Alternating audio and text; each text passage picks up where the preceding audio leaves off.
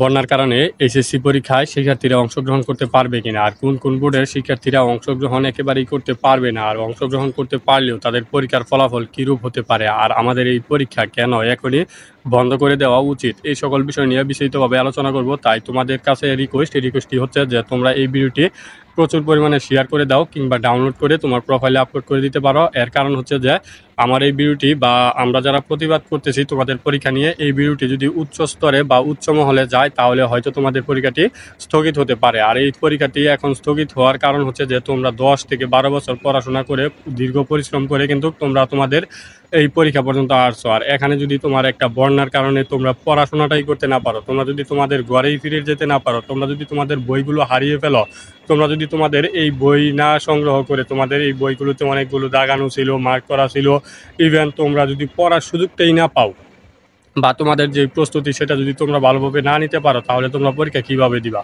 ধরো যে সিলেট বিভাগে যারা আছো, আমি জানি আমার এই চ্যানেলে অনেক শিক্ষার্থী সিলেট বিভাগের আছো বা সিলেট বোর্ডের আছো, আবার ময়মনসিংহ বোর্ডের আছো, দিনাজপুর বোর্ডের আছো, অধিকাংশ শিক্ষার্থী আমার এই বোর্ডের।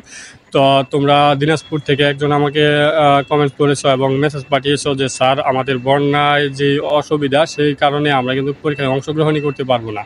তো আমরা যদি পরীক্ষায় অংশগ্রহণই করতে না পারি তাহলে আমরা পরীক্ষায় কীভাবে কী করব স্যার, বুঝতেছি না আসলে।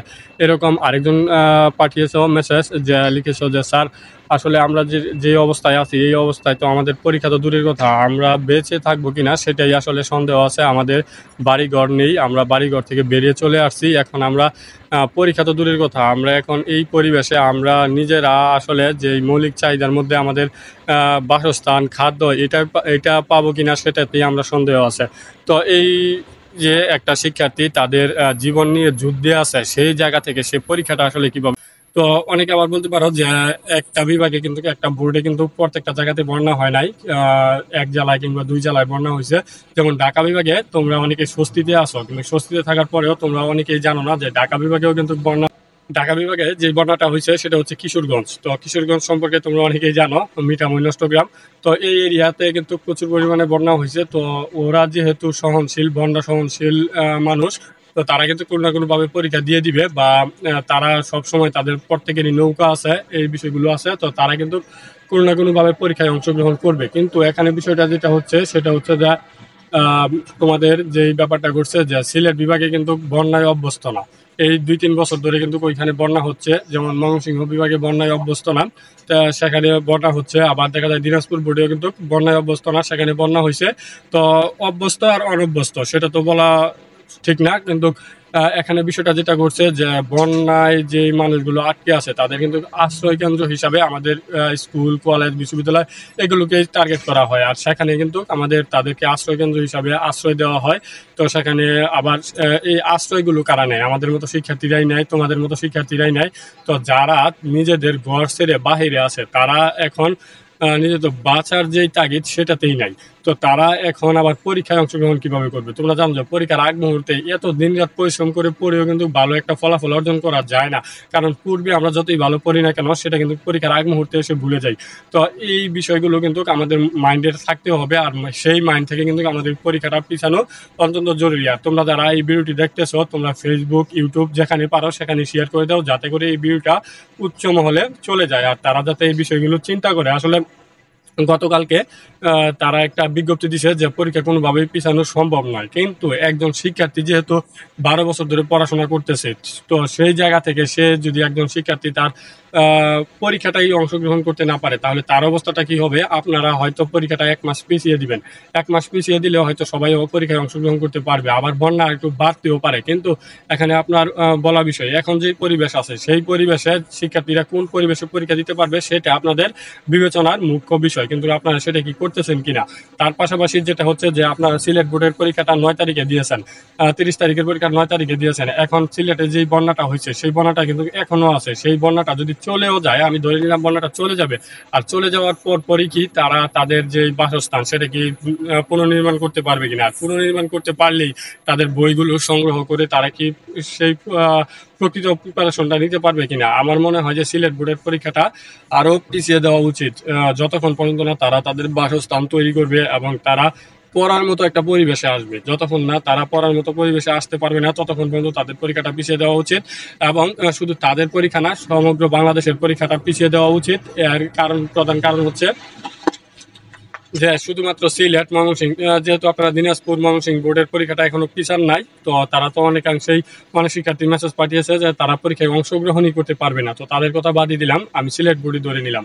সিলেট বোর্ড যদি এখন পরীক্ষায় অংশগ্রহণ না করে, 9 তারিখে পরীক্ষায় অংশগ্রহণ করে, তারা কিন্তু যেই বোর্ড পরীক্ষা বা অ্যাডমিশনে কিন্তু তারা অনেকটা পিছিয়ে যাবে। আপনারা জানেন যে অ্যাডমিশন পরীক্ষার জন্য 12 থেকে 13 সপ্তাহ কিংবা 2.5 থেকে 3 মাস সময় দেওয়া হয়। সেই সময়ের মধ্যে যদি তারা পরীক্ষার প্রিপারেশন না নিতে পারে, সবার সাথে পরীক্ষার প্রিপারেশন নিতে হবে। অন্যদিকে আমাদের যেই 10টা বোর্ড আছে, সেই বোর্ডের শিক্ষার্থীরা কিন্তু সেই প্রিপারেশনটা নিয়ে নিবে।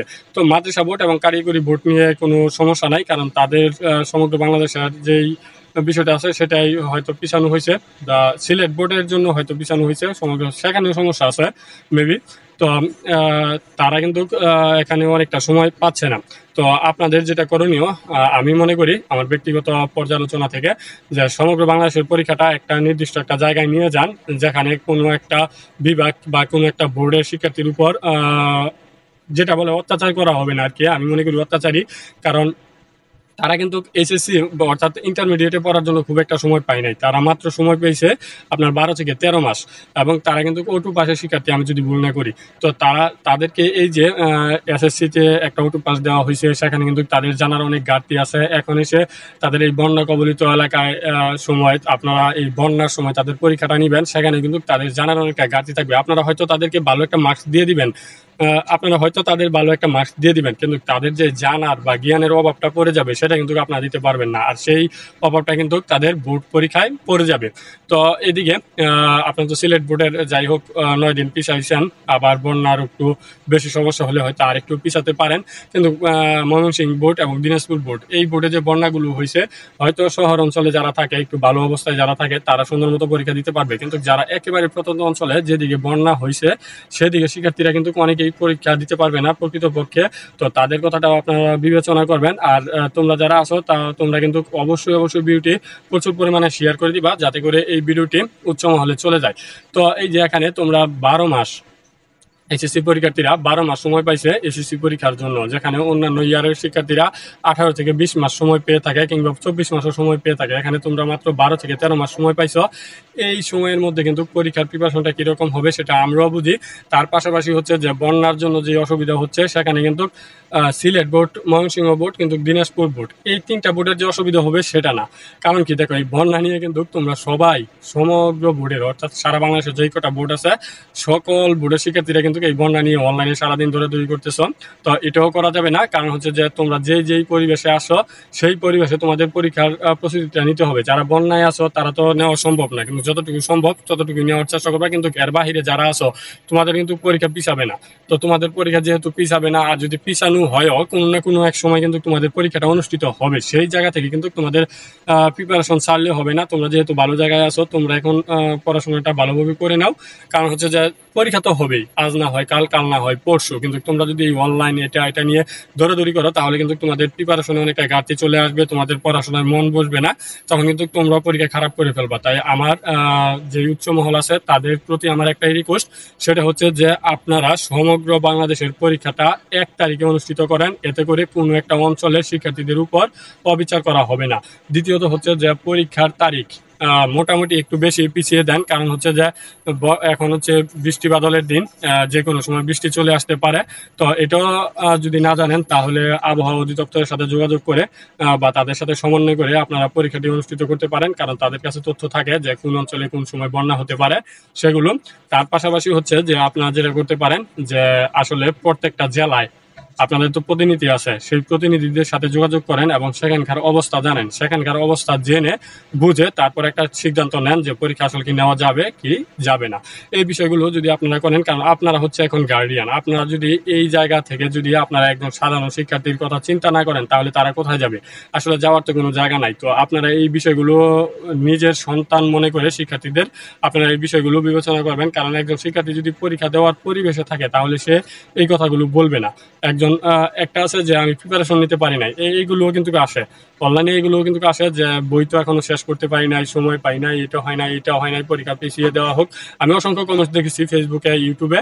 তো সেটা আসলে কোনো ম্যাটার না, বাট যারা প্রকৃতপক্ষে বন্যার জন্য পরীক্ষায় অংশগ্রহণ করতে পারবে না তাদের জন্য আপনাদের এই বিষয়টা অবশ্যই বিবেচনা করা দরকার, বিবেচনা করা উচিত। তো আপনারা এটা প্রত্যেকটা জেলায় জেলায় আপনাদের যে লোকজন আছে তাদেরকে দিয়ে এটা যাচাই বাছাই করে দেখেন আসলে কি পরীক্ষা দিতে পারবে কিনা। আর যদি সম্ভব হয় তাহলে সমগ্র বাংলাদেশের যে পরীক্ষা সেটা একসাথে নেন, এতে করে কোনো একটা অঞ্চলের উপর অঞ্চলের শিক্ষার্থীদের উপর অবিচার করা হবে না। অবিচার কিভাবে আমি পূর্বে বলেছি, এই ভিডিওতেই বলেছি যে তারা কিন্তু অ্যাডমিশনের জন্য ভালো সময় পাবে না, আর অ্যাডমিশনের জন্য ভালো সময় না পেলে তারা কিন্তু ভালো একটা ফলাফল অর্জন করতে পারবে না। তো অবশ্যই সবাই ভিডিওটি শেয়ার করে দিবা, কারণ এই ভিডিওটি যদি উচ্চ মহলে যায় তাহলে হয়তো তোমাদের পরীক্ষাটা একটু পিছিয়ে